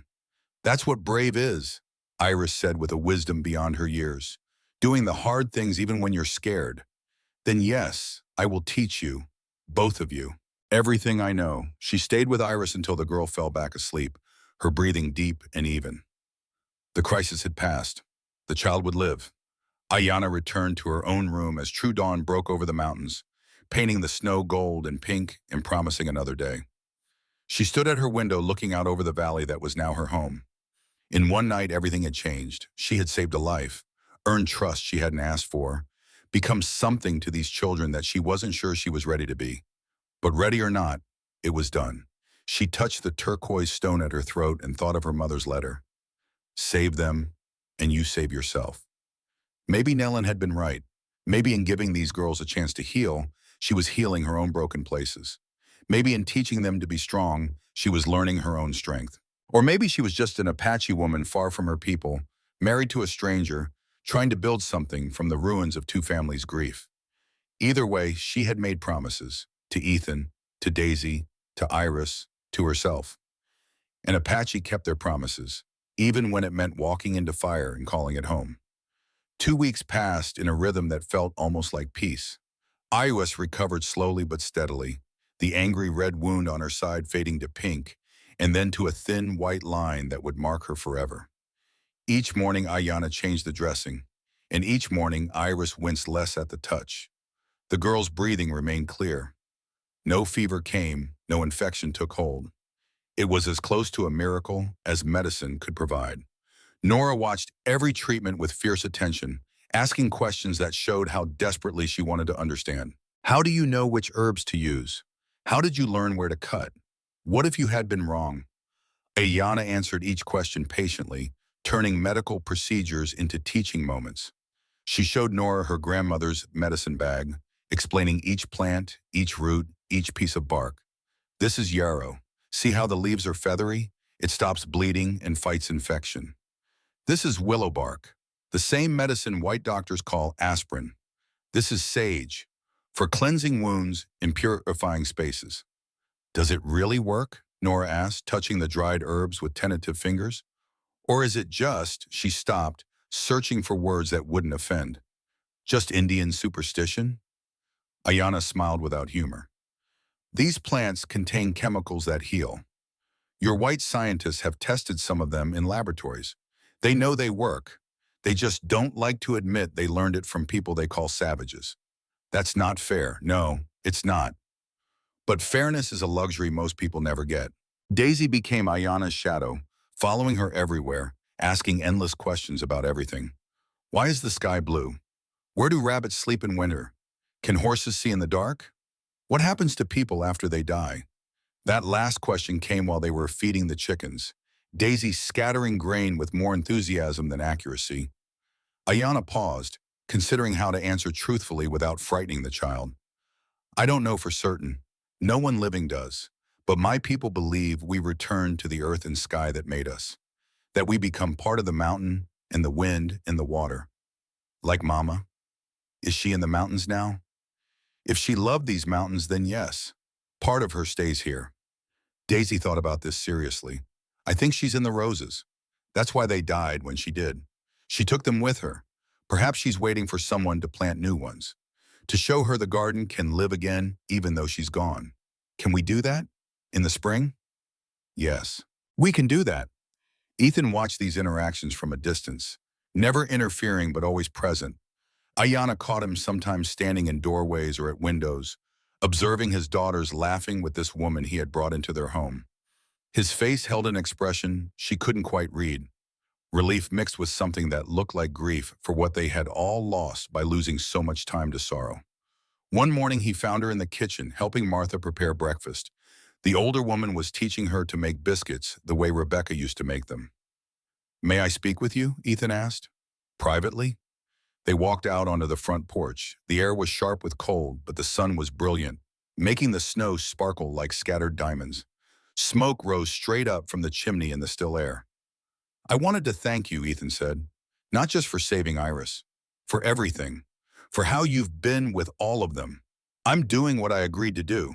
No, you're doing far more than that. He turned to face her directly. When I proposed this arrangement, I thought I was hiring help, someone to keep the house running and the children fed. I didn't expect. He gestured helplessly. This. What is this? A family. A real one. For the first time since Rebecca died, this house feels like people actually live in it instead of just existing in it. Ayana looked out over the valley. Children need more than food and shelter. They need to feel safe enough to be children again. You've given them that. In 2 weeks, you've done what I couldn't do in 4 years. You were drowning in your own grief. How could you save them when you couldn't save yourself? Ethan was quiet for a long moment. Then, I need to tell you something. About Byron Thornton. Ayana tensed. She hadn't thought about Byron since leaving Durango. Hadn't wanted to. A message came yesterday with the supply delivery from Samuel Hayes. He's a business associate, or was. He says Byron has been. Ethan stopped, choosing his words carefully. Making inquiries. About our marriage. About you. What kind of inquiries? The kind that suggest he's looking for legal grounds to challenge our union. On what basis? We were legally married. Reverend Stone signed the certificate. Colorado territorial law is complicated when it comes to marriages between, he hesitated. Between different races? You mean between white men and Indian women? Yes. There are provisions that allow marriages to be annulled if one party can prove the other was unfit, or if the marriage itself violates community standards of decency. Ayana felt ice water trickling down her spine. So he's going to claim I'm unfit to be your wife, unfit to be around your children. Worse, Samuel's message suggests Byron is gathering testimony that I'm mentally unfit, that marrying you proves I've lost my capacity for sound judgment, because no sane white man would marry an Apache woman. That's the argument he'll make. Can he win? Ethan's jaw tightened. Judge Harlan presides over the territorial court in Durango. He's a fair man, but he's also a product of his time. If Byron presents enough witnesses claiming that I've become unstable, claiming you're dangerous to my children, he stopped. I don't know. What does this mean for us? It means Byron will likely file a petition with the court within the next few weeks. We'll have to appear, defend our marriage, prove that our household is stable and the children are thriving. And if we can't prove that, then the court could annul our marriage, grant Byron guardianship of my daughters, and possibly award him control of the ranch as well. The ranch? Why would he get the ranch? Because if I'm declared mentally incompetent, I can't manage my own affairs. The court would appoint a guardian for my property as well as my children. And Byron has already positioned himself as the obvious choice. So this was never about your daughters. This is about your silver mine. About both. Ethan's voice was grim. Byron wants the mine, but he'll destroy my family to get it. Ayanna absorbed this, turning it over in her mind. When will we know for certain? Samuel says Byron is planning to file within the month. The hearing would follow shortly after. Then we have time to prepare. How do we prepare for this? How do I prove I'm sane when the entire town thinks marrying you was evidence of insanity? Ayanna turned to face him fully. You prove it by showing them what I've shown you. That your daughters are healthier and happier than they've been in 4 years. That your household is thriving. That the only insanity would be destroying what we built. And if they don't believe us, then we fight harder. Ethan studied her face. You're not afraid. I'm terrified. But fear doesn't change what needs to be done. That evening at dinner, Nora noticed the tension between Ayanna and her father. The girl had always been perceptive, reading silences as easily as other children read books. What's wrong? She asked. Something happened. Ethan and Ayanna exchanged glances. They had discussed whether to tell the children and decided that lies would only hurt worse later. There may be legal trouble ahead, Ethan said carefully. Byron Thornton is going to challenge our marriage in court. Why? Daisy asked, her face confused. You're already married. Papa can't unmarry someone. He's going to try, Iris said quietly, because Ayanna is Apache. The three girls looked at each other. Some silent communication passed between them that Ayanna couldn't read. Then Nora spoke. What do we need to do? Nothing, Ethan's voice was firm. This is adult business. No. Nora's voice was equally firm, a miniature version of her father's stubbornness. If Mr. Thornton is trying to take Ayanna away, that affects us too. We should help. How could you possibly help? We could tell the judge about how Ayanna saved Iris, about how she teaches us things, about how the house is better now, Nora. Ethan's voice gentled. I appreciate that, but a judge isn't going to listen to children. Then they should, because we're the ones who matter. Nora set down her fork with careful precision. If this is really about whether Ayanna is good for us, then someone should ask us what we think. And what do you think? Nora looked directly at Ayanna. Her blue eyes, so like her mother's, held something that might have been the beginning of love. I think she's family, and family protects each other. The simplicity of it struck Ayanna silent. 2 weeks ago, this child had hated her, had wanted her to fail, had prayed she would leave, and now she sat at this table calling her family. Thank you, Ayanna managed. That means more than you know. Iris reached across the table and took Ayanna's hand. We won't let them take you away. They might not give us a choice, sweetheart. Then we'll fight anyway. Iris's voice was stronger than Ayanna had ever heard it. You fought for me when I couldn't breathe. We'll fight for you. Daisy climbed down from her chair and wrapped her arms around Ayanna's waist. You're my mom, Ayanna. Nobody gets to say you're not. The child's absolute certainty broke something in Ayanna's chest. Or perhaps it healed something. She wasn't certain which. That night, unable to sleep, Ayanna walked through the quiet house. She found herself in what had been Rebecca's rose garden. Now it was just a patch of dead stalks and frozen earth. But even in death, she could see the pattern, the careful arrangement, the love that had gone into creating beauty in this harsh mountain land. She knelt in the snow and touched one of the dead rose bushes. "I don't know if you can hear me," she whispered. "I don't know if the dead listen to the living. But if you do, if you're somewhere watching, I want you to know I'm not trying to replace you. I'm trying to honor what you built by helping it grow again." The wind picked up, swirling snow around her in patterns that almost looked intentional. "Your daughters are extraordinary. They carry your strength even though they don't see it yet. Nora has your determination. Iris has your gentle heart. Daisy has your joy. And Ethan," she paused, "Ethan carries you in every room he walks into. Every time he looks at your daughters, he sees you. It makes him ache, but it also makes him remember what love looks like. I'm not asking your permission. I don't need it, but I wanted you to know I will protect them, all of them. From Byron Thornton and from any other threat. I will teach them to be strong. I will help them remember you while also helping them grow beyond the grief. And I will not let them be taken from the home you built with your own hands. This is my promise to you, mother to mother, woman to woman, one heart that loved these children to another." Footsteps in the snow behind her. She didn't turn. "Talking to ghosts," Ethan's voice was soft. "Paying respects. There's a difference. Rebecca would have liked you. How can you know that?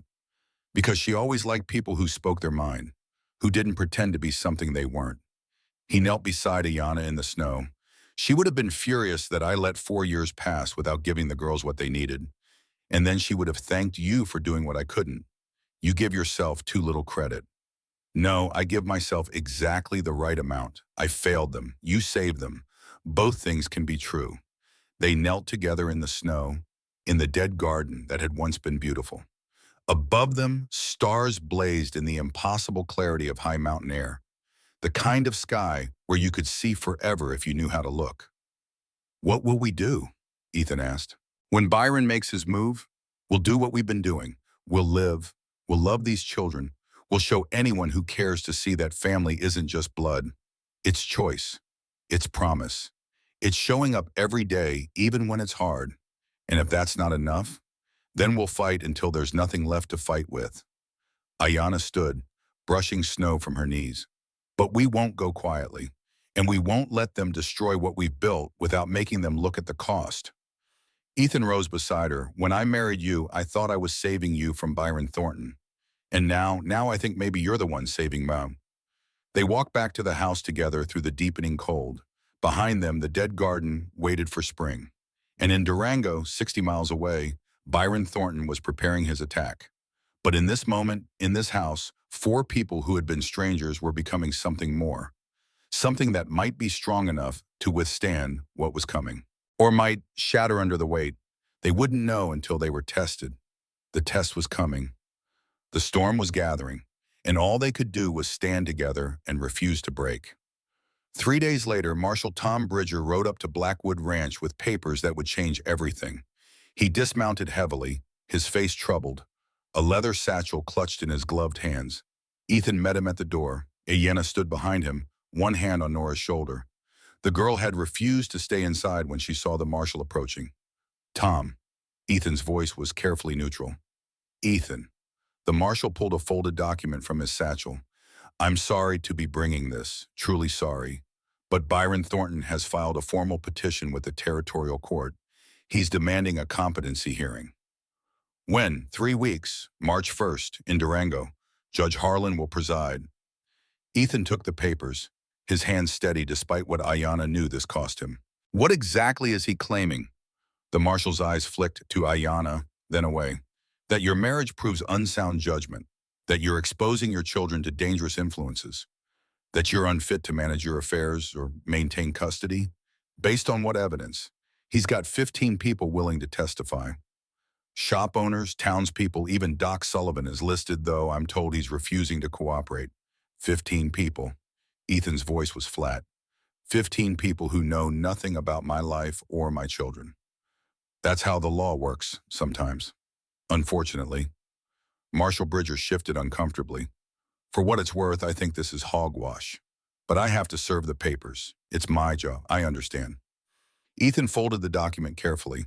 We'll be there. Bring character witnesses if you can.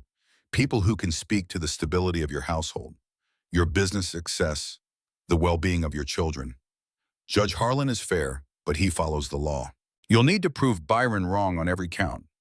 After the marshal left, they stood on the porch in silence.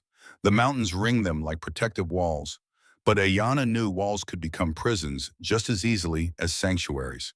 3 weeks, Ethan said. 3 weeks to prepare a defense against accusations that I'm insane for loving you. You're not on trial for loving me, you're on trial for threatening Byron's greed by choosing honor over prejudice. The result is the same. If we lose, they take everything. The children, the ranch, you. Then we don't lose. Nora's hand found Ayanna's. Her grip was tight, afraid but steady. We fight, the girl said, like you taught us. We fight and we don't give up, even when we're scared, especially when we're scared. That's what being brave means. Ayanna looked at this child who had become her daughter in every way that mattered, then at Ethan, who had become something she hadn't expected, a partner, a friend, perhaps something more that neither of them was ready to name. Then we fight, Ayanna agreed, all of us, together. The mountains listened, the valley held its breath, and somewhere in the distance, Byron Thornton smiled, certain of his victory. He didn't know what Ayanna knew, that sometimes the people who look easiest to break are the ones who've already been shattered and learned how to remake themselves from the pieces. The storm was here, but they would weather it, or die trying. The journey down from the mountains took 2 days. The same trail Ayanna had climbed as a bride now traveled as a woman fighting for her right to remain one. They left at dawn on February 27th, giving themselves extra time in case the weather turned. Ethan rode ahead on his black gelding, his face set in grim determination. Ayanna followed on Sage, with Martha Red Cloud beside her on a sturdy bay. Behind them came a wagon driven by old Sam Weaver, carrying supplies and the one thing Ayanna insisted on bringing: detailed records of every treatment she'd performed, every herb she'd used, every life she'd touched in the 2 months since arriving at Blackwood Ranch. The 3 girls had wanted to come. Nora especially had argued with the fierce logic of a child who believes justice must prevail if only the right people speak the truth. We should be there, she had insisted the night before. We should tell the judge what really happened, that you saved Iris, that we're happy now, that our family is better with Ayanna than it ever was without her. Ethan had knelt before his eldest daughter, taking her hands in his. I know you want to help, but a courtroom is not a safe place for children. The things people will say, the lies they'll tell, I won't subject you to that. Then how will they know the truth if we don't tell them? I'll tell them. Ayanna will tell them. We'll have witnesses who've seen how you've flourished, but we're the only ones who really know. Nora's voice had broken on the last word. Tears she fought to hold back finally spilling over. We're the ones living it, which is exactly why you need to stay here, safe, while we fight this battle. Ethan had pulled her close. I promise you, if I thought bringing you would help, I would. But Byron Thornton is a cruel man. He'll use anything against us, including you. I won't give him that weapon. Now, as they descended into the foothills where the air grew thicker and the temperature rose, Ayanna found herself wishing they had brought the girls after all. Not to testify, but to remind her what she was fighting for when the words being spoken tried to make her forget she was human. They reached Durango as the sun set on the 28th, painting the ramshackle frontier town in shades of amber and shadow. The main street was mostly empty, shops closing for the evening, but Ayanna felt eyes on her from every window they passed. News of the hearing had spread. The whole town knew. The whole town had an opinion. They lodged at the Grand Hotel, the only establishment in Durango with more than 6 rooms. The clerk's face went stiff when he saw Ayanna, but Ethan's money was good, and in a town where silver was king, even prejudice had its price. Mrs. Blackwood will need her own room, Ethan said firmly, adjacent to mine. The clerk's eyebrows rose, but he made no comment, just turned the register for them to sign. Ayanna wrote her name carefully, the act of claiming the title a small rebellion. Mrs. Ayanna Sky Healer Blackwood. All of it, refusing to hide any part of herself. That evening they gathered in Ethan's room to review their strategy. Old Sam sat by the window, cleaning his pipe. Martha occupied the room's single chair, her weathered face thoughtful. Ethan paced like a caged animal while Ayanna sat on the bed, her mother's medicine bag open before her, organizing her thoughts the way she organized herbs, by category, by purpose, by what would heal and what would harm. Doc Sullivan sent word he'll testify for us, Sam said. Says Byron tried to bribe him to say your medicine was dangerous quackery. Doc told him where to stick his money. That's one voice of reason. Ethan stopped pacing long enough to look at the list they'd compiled. But Byron has 15 people willing to lie. We have maybe 6 telling the truth. Quality matters more than quantity, Martha said quietly. One truth can outweigh 100 lies if spoken with conviction. Can it? Ethan's voice was raw. In a court that already believes Indians are savages and white men who marry them are fools? Then we change their beliefs. Ayanna looked up from her medicine bag. We show them what I am, what we are. Not what Byron wants them to see. How? By not being ashamed. By standing before them as I stand before you now. By making them look at me and see a woman, a healer, a mother. Not a savage, not a threat. Just someone who loves the children in her care and will fight to protect them. They'll try to break you, Sam warned. Byron's lawyer will ask questions designed to make you look ignorant or dangerous. He'll twist your words. Then I'll speak clearly enough that twisting becomes impossible. The morning of March 1st dawned cold and gray, clouds pressing down on the mountains like judgment waiting to fall. Ayanna dressed with care, choosing a dress Martha had helped her make for this occasion. Simple but well-crafted, dark blue wool with turquoise beading at the collar and cuffs. Expensive enough to show she wasn't poor.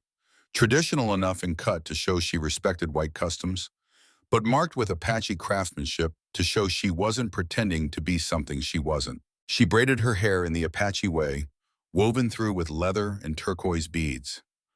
Around her neck, she wore the stone that matched Ethan's, the physical proof of a connection between families that predated their marriage. When she emerged from her room, Ethan was waiting in the hallway. He wore a suit she'd never seen before, probably kept stored for occasions like this. It made him look like a stranger, wealthy, respectable, everything Byron Thornton claimed he wasn't. You look. He stopped, searching for words. Strong. I am strong, but thank you for seeing it. The courthouse was a 2-story building that also served as the town hall, schoolhouse, and jail depending on the day and need. Today it was packed, every bench filled with townspeople who had come to watch the spectacle. Some faces Ayanna recognized. The shop owner who had overcharged her, the woman whose child she'd helped, the farmer who'd spoken against Ethan. Others were strangers, drawn by curiosity or the frontier hunger for drama. Byron Thornton sat at the plaintiff's table with his lawyer, a thin man named Clifton, whose eyes were as cold as February ice. Byron's face when he saw Ayanna held triumph barely concealed. He thought he had already won. All rise for the Honorable Judge Henry Harlan. The judge was perhaps 60, with iron-gray hair and a face carved by years of making decisions no one liked, but everyone had to live with. He took his seat behind the bench and surveyed the courtroom with the weary authority of a man who had seen every variation of human foolishness and expected to see more. This court is now in session, Judge Harlan's voice carried without strain. We are here to consider a petition filed by Mr. Byron Thornton requesting that Mr. Ethan Blackwood be declared mentally incompetent and stripped of custody of his minor children, as well as control of his property and assets. Mr. Clifton, you may present your opening statement. Clifton rose smoothly, every movement calculated for effect. Your Honor, this case is not complex. It is not ambiguous. It is quite simply a matter of a man who has lost his capacity for sound judgment and in doing so has placed innocent children in danger. He turned to face the courtroom, making sure every ear heard him clearly. Ethan Blackwood was once a respected member of this community, a successful businessman, a devoted father. But 4 years after his wife's tragic death, he did something that no man in his right mind would do.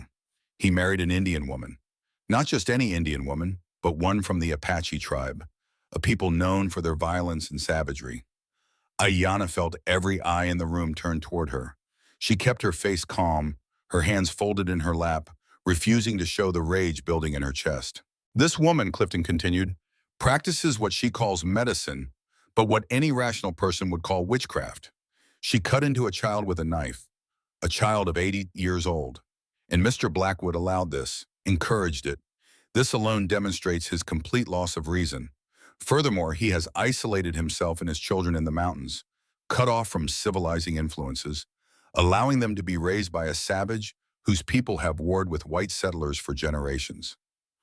The children are being exposed to heathen practices, dangerous remedies, and the corrupting influence of a woman whose very presence in a white man's home is an abomination. We will present testimony from 15 respectable citizens who will confirm that Ethan Blackwood's behavior demonstrates clear mental incompetence. We will show that his children are at risk. And we will prove that the only reasonable course of action is to place both the children and the estate under proper guardianship, specifically that of Mr. Byron Thornton, a man of unquestionable character and sound judgment. Clifton sat down, satisfied with himself. Judge Harlan looked at Ethan. Mr. Blackwood, you are representing yourself? I am, Your Honor. Then you may give your opening statement. Ethan rose. He didn't have Clifton's polish or theatrical flair, but he had something else. Honesty that cut through pretense like winter wind. Your Honor, everything Mr. Clifton just said is designed to make you afraid. Afraid of my wife because she's Apache. Afraid of her medicine because it's different from what white doctors practice. Afraid of change because it challenges the comfortable belief that we're superior to people whose skin is darker than ours. But fear is a poor foundation for justice. The truth is simple. My wife saved my daughter's life using medicine that works. My children are healthier, happier, and better cared for than they've been since their mother died. My household is stable, my business is thriving, and the only danger my children face is from men like Byron Thornton, who would rather see them torn from their home than admit that an Apache woman might be worth more than they assumed. I am not insane, Your Honor. I am simply willing to judge people by their character rather than their race. If that's madness, then sanity is something I don't want any part of. He sat down. The courtroom buzzed with whispers. Judge Harlan banged his gavel once. Order. Mr. Clifton, call your first witness. The parade began, shopkeeper after farmer after townsperson, each reciting their rehearsed lines about how Ethan had changed, become isolated, made poor decisions. Some couldn't meet Ayanna's eyes as they spoke. Others stared at her with open hostility, as if her presence validated every prejudice they'd ever held. Then Clifton called Dr. Edmund Parsons, a physician from Silverton who'd never treated anyone in the Blackwood household but claimed expertise in frontier medicine. Dr. Parsons, Clifton said, you've reviewed the details of how Mrs. Blackwood treated young Iris Blackwood? I have. And what is your professional opinion? That she's lucky to be alive. The procedure described, cutting between ribs without proper anesthesia or sterile instruments, is barbaric at best, lethal at worst. Any competent physician would have known better. And yet the child survived and recovered fully, through luck, not skill. Indian medicine is nothing more than superstition dressed up as knowledge. To allow such practices around children is criminal negligence. Ethan half rose from his seat, but Ayanna put a hand on his arm, stopping him. Not yet, she mouthed. Wait. When Clifton finished, Ethan stood to cross-examine. Dr. Parsons, how far is Silverton from Blackwood Ranch? Approximately 60 miles. And how long would it take to travel that distance in winter? The doctor hesitated. Perhaps 3 days, possibly more depending on conditions. So if a child was dying and couldn't breathe, how much time would we have while someone rode to fetch you? That's not relevant. It's completely relevant. Ethan's voice hardened. You said any competent physician would have known better. But there was no physician available. The choice wasn't between my wife's medicine and yours. It was between my wife's medicine and my daughter's death. Which would you have chosen? I would have. The doctor stopped, realizing the trap. You would have let her die, waiting for help that couldn't arrive in time. I would have found another solution. Such as? The doctor had no answer. One by one, Ethan dismantled the prosecution's witnesses. He was not eloquent, but he was relentless, finding the weak point in each testimony and pressing until truth emerged from beneath lies. Then Clifton made a mistake. He called Samuel Hayes. Samuel walked to the witness stand with visible reluctance, avoiding everyone's eyes. He was sworn in, sat down, and waited. "Mr. Hayes," Clifton began, "you've had business dealings with Mr. Blackwood for several years, correct?" "Yes. And in your professional opinion, has his judgment declined since marrying the Indian woman?" Samuel was silent for a long moment. Then he looked up, directly at Byron Thornton, and something in his face changed. "No," his voice was quiet but clear. "I beg your pardon? His judgment hasn't declined. If anything, it's improved." Samuel turned to face the judge. "Your Honor, I'm here under false pretenses. Byron Thornton paid me to testify against Ethan, threatened to call in my debts if I didn't.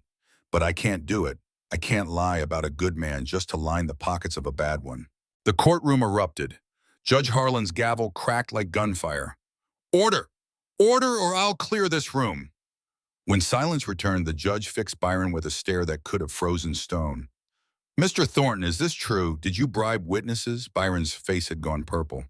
"That man is lying to protect his own interests, Your Honor. He owes Ethan money and hopes to avoid repayment by—" "Your Honor," another voice from the back of the courtroom. "May I speak?" Every head turned. Doc Sullivan stood, his medical bag in hand. "I've kept silent out of professional courtesy, but I can't anymore. Byron Thornton approached me 3 weeks ago offering money if I would testify that Mrs. Blackwood's medical practices were dangerous. When I refused, he threatened to drive me out of business." The judge's expression had gone from stern to furious. "Anyone else care to confess to perjury or witness tampering before this charade continues?" Silence. Then Martha Red Cloud rose. "Your Honor, may I speak on behalf of the family?" "Who are you?" "Martha Red Cloud, housekeeper at Blackwood Ranch for 30 years. I am Ute. I have lived among white people long enough to know when they lie and when they tell truth. Everything said against this family today has been lies. I will tell you truth if you will hear it." The judge studied her. "Speak. Ayanna Blackwood is the finest woman I have known since Rebecca Blackwood died. She saved Iris when no white doctor could reach us. She taught Nora to be a child again instead of a mother before her time. She gave Daisy the love that child has hungered for since birth. She did not replace Rebecca. She honored her by continuing what Rebecca began, making that house a home filled with laughter instead of ghosts.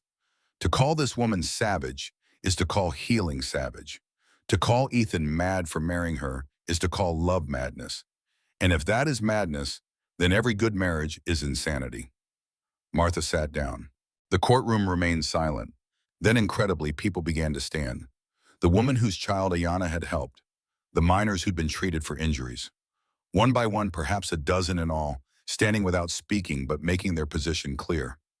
Judge Harlan looked at them, then at Byron, then at the paperwork before him. He took his time, reading, considering, letting the tension build until it was almost unbearable. Finally, he spoke. "I've been a judge for 23 years. I've heard more cases than I can count, and I've learned to recognize certain patterns. This case has all the hallmarks of a greedy man using the law as a weapon to destroy someone who stands in his way." He fixed Byron with a gaze like iron. "Mr. Thornton, your petition is denied. Furthermore, I'm ordering an investigation into your business practices. If evidence supports the accusations made today about witness tampering and bribery, you will face criminal charges. As for you, Mr. Blackwood, your marriage stands. Your children remain in your custody, and anyone who questions your competence need only look at the dozen people who stood up in your defense today to see that you've built something worth protecting." The gavel fell one final time. This court is adjourned. The courtroom erupted in noise. Some celebrating, some outraged, all talking at once. Ayanna sat frozen, barely able to believe it was over. Ethan turned to her, his face transformed by relief and something deeper. "We won. We survived. There's a difference, is there?" She looked at him, this man who had married her out of honor and learned to love her in spite of everything working against them. "Yes, survival is staying alive. Winning is taking back what they tried to steal. Then let's go home and win." They left Durango the next morning, riding back up into the mountains as the sun rose. Behind them, Byron Thornton was being questioned by Marshall Bridger. Ahead of them, 3 girls were watching. When they crested the final ridge and saw Blackwood Ranch below, all 3 daughters were standing on the porch. Even from a distance, Ayanna could see Nora's rigid posture, Iris's nervous hovering, Daisy's barely contained energy. They rode down quickly, dismounting before the horses fully stopped. Daisy launched herself at Ayana, nearly knocking her over. Did you win? Did you win? We won, sweetheart. I knew it. I told Nora you would, but she was worried. But I knew. Iris approached more slowly, her thin face anxious. You're really staying? I really am. Then the girl smiled, and it was like watching sun break through clouds.